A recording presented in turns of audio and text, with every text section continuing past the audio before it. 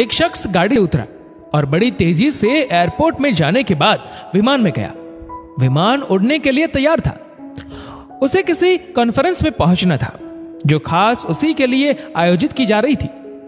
वह अपनी सीट पर बैठा और विमान उड़ गया। अभी कुछ दूर में ही विमान उड़ा था कि कैप्टन ने ऐलान किया, तूफानी बारिश और बिजली की वजह से विमान का रेडियो सिस्टम ठीक से काम नहीं कर रहा, इसलिए हम करीबी एयरपोर्ट पर उतरने के लिए मजबूर हैं। विमान उतरा। वह बाहर निकलकर कैप्टन से शिकायत करने लगा कि उसका एक एक मिनट कीमती है और होने वाली कॉन्फ्रेंस में उसका पहुंचना बहुत जरूरी है। पास खड़े दूसरे मुसाफिर ने उसे पहचान लिया और बोला, डॉक्टर पटनायक, आप जहां पहुंचना चाहते हैं वहां पर टैक्सी द्वारा यहां से केवल 3 घंटे में पहुंच सकते हैं। डॉक्टर ने उस इंसान का शुक्रिया अदा किया और टैक्सी में बैठकर निकल पड़े। लेकिन ये क्या, आंधी, तूफान, बिजली, बारिश ने गाड़ी का चलना मुश्किल कर दिया। फिर भी ड्राइवर चलाता रहा। अचानक ड्राइवर को एहसास हुआ कि वह रास्ता भटक चुका है। उम्मीद के उतार चढ़ाव के बीच उसे एक छोटा सा घर दिखा। वह गाड़ी से नीचे उतरा और दरवाजा खटखटाया। अंदर से आवाज आई, जो कोई भी है अंदर आ जाए, दरवाजा खुला है। अंदर एक वृद्ध मां आसन बिछाए भगवत गीता पढ़ रही थी। डॉक्टर पटनायक ने कहा, मां जी, अगर इजाजत हो तो आपका फोन इस्तेमाल कर लो। वृद्ध मां ने मुस्कुरा के कहा, बेटा, कौन सा फोन? यहां ना बिजली है ना फोन। लेकिन तुम बैठो, सामने चरणामृत है, पी लो, थकान दूर हो जाएगी और खाने के लिए भी कुछ ना कुछ फल मिल जाएगा। खा लो ताकि आगे के सफर के लिए कुछ शक्ति आ जाए। डॉक्टर ने शुक्रिया अदा किया और चरणामृत पीने लगे। वृद्ध मां अपने पाठ में खोई थी। एक बच्चा कंबल में लपेटा पड़ा था जिसे वृद्ध मां थोड़ी थोड़ी देर में हिला देती थी। डॉक्टर साहब ने कहा, मां जी, आपके स्वभाव और एहसान ने मुझ पर जादू कर दिया है।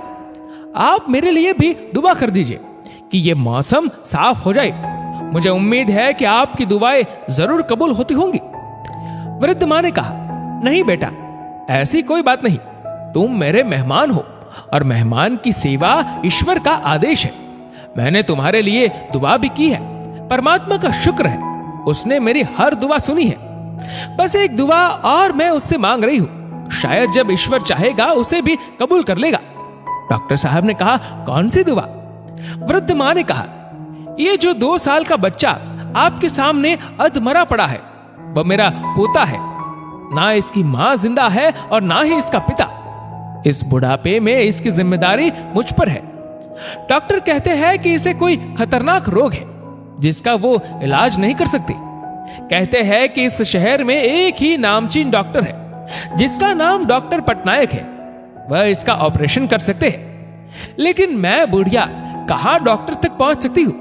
लेकर जाऊं भी तो पता नहीं वह देखने पर राजी भी हो या नहीं।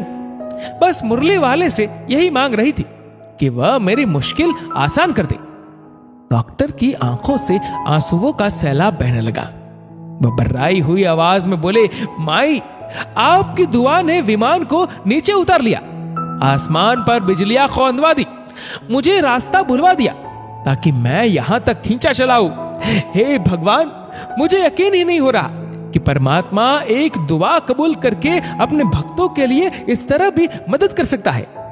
डॉक्टर साहब ने वृद्ध मां से कहा कि आप जिस इंसान की बात कर रही है वे इंसान कोई और नहीं बल्कि आपके सामने बैठा हुआ यही इंसान है। ये सुनकर वृद्ध मां रोए जा रही थी और उसने ईश्वर से कहा कि हे ईश्वर, आपकी लीला अपरंपार है। डॉक्टर साहब ने उस बच्चे का ऑपरेशन किया और उस बच्चे को मौत के मुख में से बचाया। दोस्तों, ईश्वर सर्वशक्तिमान है। परमात्मा के बंदो, उससे लौ लगाकर तो देखो। जहां जाकर इंसान बेबस हो जाता है वहां से उसकी परम कृपा शुरू होती है। दोस्तों, इस वीडियो को लेकर आपकी क्या राय है नीचे कमेंट करके जरूर बताएगा। और अगर आपको वीडियो अच्छा लगा हो तो इस वीडियो को लाइक करेगा, शेयर करेगा ज्यादा से ज्यादा लोगों तक। और ऐसी ही और भी इंस्पिरेशनल वीडियोस के लिए सब्सक्राइब करें हमारे यूट्यूब चैनल को और फेसबुक पर फॉलो करें हमारे पेज को। धन्यवाद।